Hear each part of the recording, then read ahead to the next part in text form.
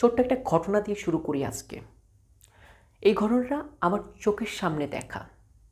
এবার যখন আমি ঈদের ছুটিতে বাড়িতে যাই, বাস স্ট্যান্ড থেকে নেমে আমার বাড়ি প্রায় ৩ কিলোমিটার দূরে।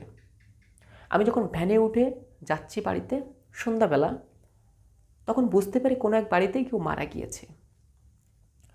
পরবর্তী দিন সকালে যখন আমি ওই রাস্তা দিয়ে আমি আবার শহরের উদ্দেশ্যে যাই, দেখি প্রচণ্ড হট্টগোল হচ্ছে ওই মরা বাড়িতে। লাশ ওই অবস্থায় আছে।